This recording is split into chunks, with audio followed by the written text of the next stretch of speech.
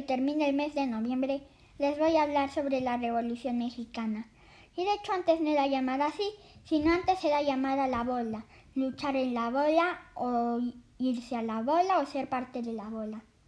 Y para ver este tema tenemos que ver antecedentes y tenemos que ir a la época de la dictadura de Porfirio Díaz, donde hubo muchísima desigualdad social.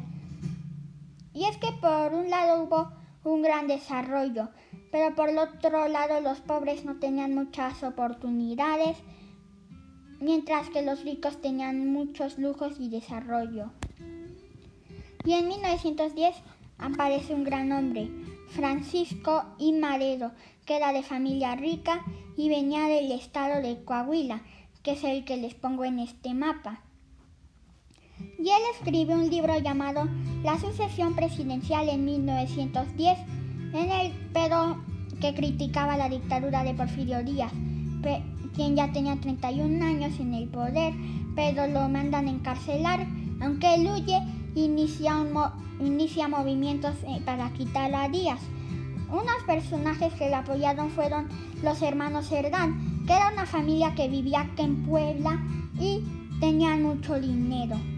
Y por otro lado, en el norte lo apoyaba Pancho Villa, mientras que en el sur lo apoyaba Emiliano Zapata. Pero hubo un traidor que el 18 de noviembre de 1910 fue a avisar que iban a iniciar una revolución y entonces mandan a matar a los hermanos Cerdán y ahí es cuando inicia el movimiento revolucionario. Y ya en el año de 1911 Porfirio Díaz renuncia porque el movimiento ya andaba agarrando mucha fuerza, además de que no quería que se derramara más sangre, y entonces se va rumbo a París en barco. Y entonces llegaría al poder Francisco León de la Barra, que estuvo poco tiempo, pero era como un porfiriato sin Porfirio Díaz, y de hecho seguía teniendo privilegios la iglesia. Pero después de él se hicieron elecciones limpias por primera vez y democráticas, y ahí ganó Francisco I. Madero como presidente, aunque él aún así no hizo cosas muy buenas debido a que anduvo rodeado de porfiristas y no repartió tierras, por lo que Pancho Villa y Emiliano Zapata, quienes antes la apoyaban, se habían vuelto a armar en armas contra él. Y por otro lado, Félix Díaz, que era el sobrino de Porfirio Díaz, también se levantó en armas junto a los conservadores porque querían que regresara Porfirio Díaz y querían que volviera a la dictadura.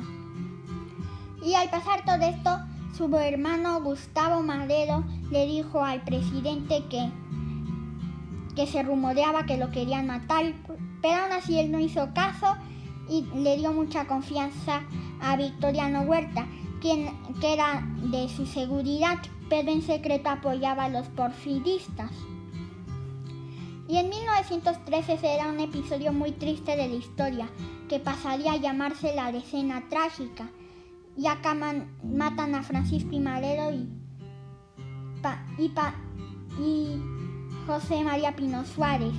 Y entonces llegaría al poder Perro Lascurain, que fue el presidente más corto de la historia de México.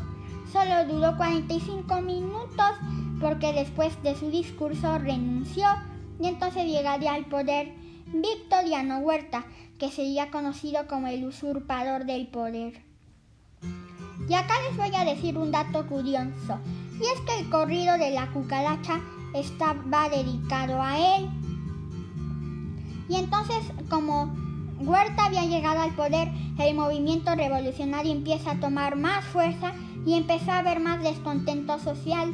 Y es que por un lado en el sur, Emiliano Zapata se había levantado en armas. Y a este punto es muy importante aclarar que en este periodo las mujeres tuvieron un gran valor, y es que ellas cargaban las armas de sus esposos y les hacían la comida para que comieran y hasta llevaban a sus hijos a la guerra. Mientras que por otra parte en el norte, Pancho Villa junto a Pascual Orozco andaban haciendo el movimiento. Y en el centro lo hizo Venustiano Carranza, que quería que hubiera estabilidad en el país, junto a Álvaro Obregón. Y de hecho Carranza firma el Plan de Guadalupe, en el que le decía a la gente que se levantara en armas y desconociera el gobierno de Huerta. Y en 1914 finalmente Huerta renuncia y llegan los revolucionarios Emiliano Zapata y Pancho Villa triunfantes a la Ciudad de México, y de hecho se sentaron a la silla presidencial. Y también hay pruebas de que pasó de verdad. Los revolucionarios fueron a comer a un restaurante de la Ciudad de México muy famoso en esa época. Se llamaba Sanborns. Y entonces Venustiano Carranza toma el poder. Pero lo malo fue que Carranza no ayudó a los campesinos y tomó malas decisiones, por lo que Pancho Villa y Emiliano Zapata se vuelven a levantar en armas y hubo mucho descontento social en contra de Carranza.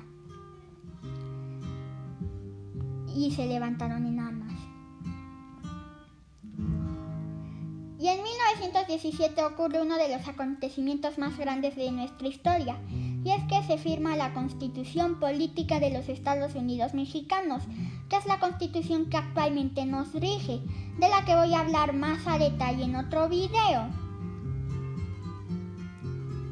Y luego en 1919 ocurre algo muy triste, y es que mandan a matar a Emiliano Zapata en la hacienda de Chinameca por órdenes de Carranza, y por eso hubo mucho descontento social en contra de Carranza y se levantaron en armas.